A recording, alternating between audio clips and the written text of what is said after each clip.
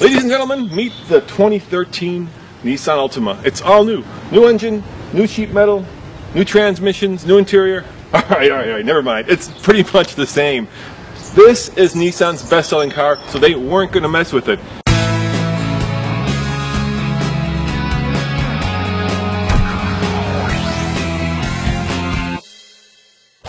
So here's the rub. The information about how the new Altima drives is embargoed. So while I can't tell you how it drives, I can fudge it and I can show you how it drives.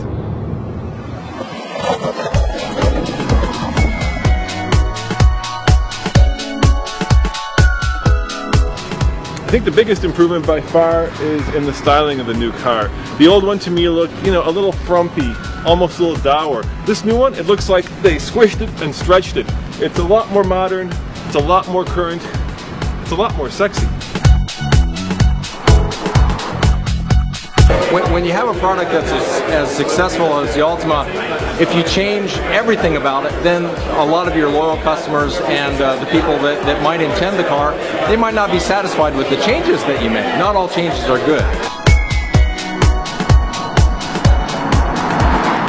Under the hood, the big news is that there is no change, because you've got, as in the previous generation, this 3.5 liter V6 that puts out 270 horsepower, and you can also get the car with the 2.5 liter 182 horsepower 4-cylinder, which is 7 horsepower more than the previous generation.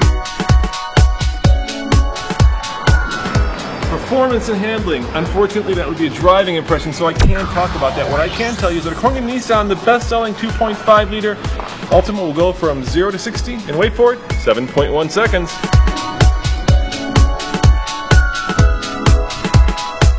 Just like the previous generation, there are only two choices of Altimas.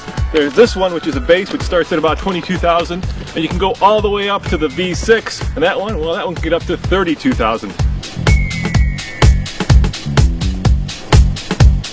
All right, there is a price to be paid for 38 miles to the gallon, and here it is. It's the CVT. Well, the number over your shoulder, 38, that's the big news. Right. How did you achieve that? We took a holistic approach on the vehicle, so we didn't just look at one system, just the engine or just the transmission. We looked at the entire vehicle. So we achieved it through, of course, vast improvements in the CVT. Improvements in the engine, but also things like we made the vehicle lighter, 79 pounds lighter than the outgoing model. For 2013, Nissan didn't really change the dimensions, at least not the inside of the car. So for somebody my size, 6'2", it's pretty tight. If you want a big car, go for the Camry or the Passat. This particular size of the vehicle is the ideal size for the mid-size customer.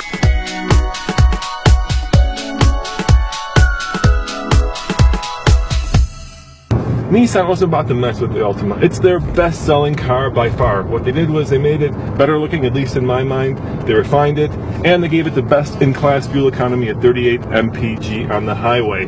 If you want to find out how it drives, you're going to have to wait for our next video, which is coming up at the end of the week. As always, this is Roman, reporting for the Fast Lane Car. See you next time.